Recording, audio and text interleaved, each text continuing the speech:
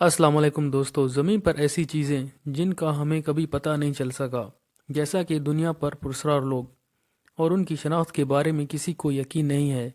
दुनिया की तारीख में इन लोगों ने अपना अलग मकाम बनाया और गायब हो गए, जो कि आखिरकार कहीं से वजूद में आए थे और इनकी शनाख्त कभी नहीं मिली, जिसने इन्हें ज़मीन पर सबसे ज़्यादा पुरस्कार इंसान बना दिया। तो आज हम भी इन पुरस्कार लोगों के बारे में बात करने वाले हैं, लेकिन इससे पहले आप लोगों से छोटी सी रिक्वेस्ट है कि मेरे चैनल को लाइक एंड सब्सक्राइब करें।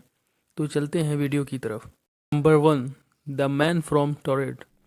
ये 1954 जुलाई की बात है, जब एक होशियार लिबास में मलबूस आदमी टोक्यो जापान हैंडा एयरपोर्ट पर पहुंचा। दूसरे मुसाफिरों की तरह वो कस्टम के लिए अपना रास्ता बनाता है, लेकिन इस मकाम से अब तक जो कुछ भी हुआ इसने सबको परेशान कर दिया। जब कस्टम ऑफिसर्स की जानिब से पूछगछ की गई तो ये पुरस्कार मुसाफिर ने बताया कि वो टोर्ड से है, जिसे टोर्ड मिस्ट्री भी कहा जाता है। पुरस्कार शख्स ने दावा किया कि ये तीसरी बार अपने मुल्क से जापान दौरा कर रहा है, लेकिन ऑफिसर्स के लिए हैरत की बात थी, क्योंकि इस नाम का वो कोई मुल्क नहीं ढूंढ सके। इस आदमी की बुनियादी ज़बान फ्रांसीसी थी, ताहम वो चाइनीज़ और बहुत सी ज़बानें भी बोल रहा था।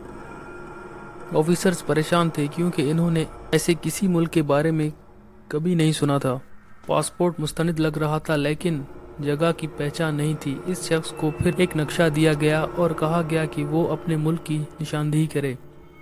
इसने फौरन इस इलाके की तरफ इशारा किया जिस पर एंडोरा की प्रिंसिपलिटी ने कब्जा कर रखा था। एंडोरा फ्रांस और स्पेन के सरहद पर वाक़ है। इस शख्स ने कहा कि इसका मुल्क 1000 साल से कायम है, और ऑफिसर थोड़ा हैरान था कि नक्शे पर इसके मुल्क को एंडोरा क्यों कहा जाता है। इस शख्स ने कस्टम ऑफिसर से देर तक बहस की और हार मानने से इनकार कर दिया। वो मुख्तलिफ कंट्रीज की करेंसी भी अपने साथ ले जा रहा था, शायद इसलिए कि इसने कई कारोबारी दौरे किए थे। पुरस्कार आदमी ने दीगर तफसीलात शेयर की, जैसे वो कंपनी जिसमें वो काम कर रहा था और वो होटल जहाँ वो ठहरा हुआ था। हकाम को पता चला कि जिस कंपनी का इसने जिक्र किया वो टोक्यो में मौजूद थी, लेकिन टोरड में नहीं। इस तरह जिस होटल का इसने जिक्र किया वो मौजूद था, लेकिन होटल वर्कर्स ने बताया कि ऐसी कोई बुकिंग नहीं की गई। उन ऑफिसर्स ने इसकी मजीद पूछगछ के लिए इसे तहवील में ले लिया। ऑफिसर्स को शुबा था कि वो कोई मुजरिम हो सकता है, और इसके दस्तावेज और जाती सामान जब्त कर लिया गया। ऑफिसर्स ने इस पुरस्कार आदमी को करीबी होटल में रखा जब वो तफ्तीश कर रहे थे। इस बात को यकीनी बनाने के लिए पुरस्कार शख्स फरार न हो जाए, दरवाजे पर 2 मुहाफिज रखे गए थे। वाज़ेह रहे कि होटल के जिस कमरे में वो ठहरे थे इसमें सिर्फ एक दाखिली और खारिजी रास्ता था, लेकिन सबको हैरान करके वो आदमी सुबह गायब हो गया। यही नहीं बल्कि इनकी तमाम ज़ाती दस्तावेज भी गायब हो गई। लेकिन तफ्तीशी अफसर्स को जो चीज़ परेशान कर रही थी वो ये कि इसे कसीर मंजिला होटल की इमारत के एक ऊंचे कमरे में रखा गया था, जिसमें बालकनी नहीं थी। लेकिन ये शख्स इतनी सिक्योरिटी में कैसे गायब हो गया? कुछ लोगों का कहना है कि ये पुरस्कार आदमी वाकई टूरिस्ट से था, लेकिन एक नज़रिया ये है कि पुरस्कार शख्स वक़्त में सफ़र कर रहा था और गलती से हवाई अड्डे पर उतर गया था। इन सब से बढ़कर ऐसे लोग भी हैं जो दावा करते हैं कि इंटरनेट पर फैलाया हुआ वसी धोखा है, लेकिन असल में ये क्या था कोई ठीक से नहीं जानता। Number 2, the man in the iron mask. ये एक ऐसा इंसान था जिसका फेस कभी किसी ने नहीं देखा। पूरी जिंदगी इसके फेस पर लोहे का मास्क लगाया गया था। इसके मरने तक इसके फेस से ये मास्क नहीं उतारा गया था। आखिर कौन था ये बदकिस्मत इंसान जिसको ऐसी सज़ा मिली, जिसका फेस भी कोई नहीं देख सका?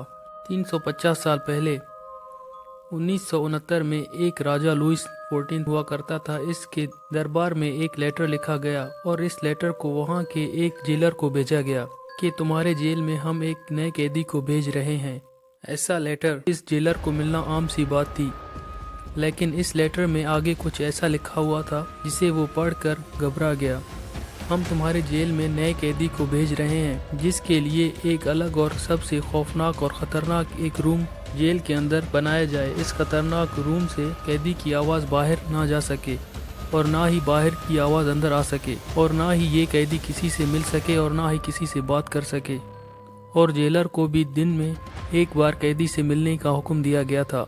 इस लेटर में ये भी लिखा गया था कि अगर ये कैदी अपनी ज़रूरत से ज़्यादा बात करता है तो इसे फ़ौरन मार दिया जाए। اس قیدی کے لیے جیلر نے ایک الگ سا خوفناک اور اندھیرے والا روم تیار کیا اور اسے جیل میں لے جایا گیا تو سارے لوگ پریشان ہو گئے کیونکہ اس قیدی کے فیس پر ایک بلیک ماسک لگایا گیا تھا اور اس قیدی کو اپنے ماسک کو نکالنے کی اجازت نہیں تھی اور اگر وہ ایسا کرتا ہے تو اسے جان سے مارنے کا حکم دیا گیا تھا۔ اس قیدی نے اپنی زندگی کے 34 سال جیل کے اسی خطرناک روم میں گزارے۔ آخرکار اس کی موت بھی اسی جیل میں ماسک پہنے ہوئے ہو گئی تھی۔ مرنے کے بعد اس کے ماسک اور کپڑوں کو جلا دیا گیا۔ آج تک یہ کسی کو پتہ نہیں چل سکا کہ یہ قیدی کون تھا، لیکن تھیوری یہ کہتی ہے کہ یہ قیدی راجہ لوئس 14 کا ہم شکل بھائی تھا۔ اس نے اس لیے اس کو یہ سزا دی تھی کہ آگے چل کر اس کا ہم شکل بھائی اس کے ساتھ کوئی کھیل نہ کھیلے۔ یا کچھ لوگ یہ مانتے ہیں کہ وہ قیدی راجہ لوئس 14 کا اپنا سگا باپ تھا۔ لوگوں کا یہ بھی ماننا ہے کہ راجہ لوئس 13 کی کوئی بھی اپنی اولاد نہیں تھی، اس لیے راجہ لوئس 13 نے راجہ 14 کو گود لیا تھا اور جب وہ بچہ بڑا ہو گیا تو اسے راجہ لوئس 14 بنایا گیا اور جب اس کے ہاتھ میں حکومت آئی تو اپنے ہی باپ کو فیس پر ماسک لگا کے اندھیرے کمرے میں مرنے کے لیے چھوڑ دیا تاکہ لوگوں کو یہ پتہ نہ چل سکے کہ راجہ لوئس 13 کی اپنی کوئی اولاد نہیں۔ اس کی بہت ساری تھیوری ہیں، لیکن حقیقت میں اس ماسک کے پیچھے کون انسان تھا یہ آج تک کوئی نہیں جان سکا۔ یہ انسان ابھی تک ایک مسٹری ہی ہے۔ Number 3، D B Cooper. 24 نومبر 1971 ڈی بی کوپر کی شناخت کے تحت ایک شخص نے واشنگٹن اور پورٹلینڈ اورگن کی فضائی حدود میں ایک بوئنگ 727 ہائی جیک کر کے کامیابی کے ساتھ $2 لاکھ بطور تاوان وصول کر لیا، جو کہ آج کل مالیت میں $1.1 ملین سے زیادہ بنتے ہیں۔ اور پھر کوپر نے آدھی رات کو ہوائی جہاز سے پیراشوٹ کے ذریعے چھلانگ لگائی اور فرار ہو گیا۔ میڈیا نے اسے ڈی بی کا نام دیا۔ یہ چھلانگ سے بچ پایا یا نہیں یا پھر کہاں چلا گیا اس کا کسی کو کوئی پتہ نہیں چل سکا، اور یہ تجارتی ہوائی بازی کی تاریخ میں واحد حل نہ ہونے والی ڈکیتی کے طور پر کھڑی ہے۔ ایف بی آئی نے 45 سال تک تفتیش کو کھلا رکھا لیکن اس کا کچھ پتہ نہیں چل سکا۔ یہ ابھی تک ایک مسٹری ہی ہے۔ Number 4، green children of Woolpit. 12ویں صدی میں 2 بچے بھائی اور بہن غیر معمولی سبز جلد والے سفولک کے گاؤں وولپٹ میں اچانک نمودار ہوئے۔ وہ نامعلوم زبان بولتے تھے اور صرف پھلیوں کے علاوہ کچھ نہیں کھاتے تھے۔ جلد ہی انہوں نے انگلش لینگویج سیکھ لی اور دوسرے کھانے کھانے لگ گئے۔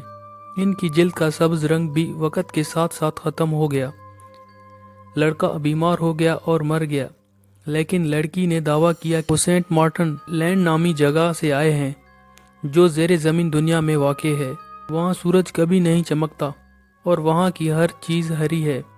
کسی کو بھی ان کی اصلیت نہیں ملی۔ کیا وہ کسی اجنبی دنیا سے آئے تھے؟ یہ ابھی تک حل نہ ہونے والی ایک مسٹری ہے۔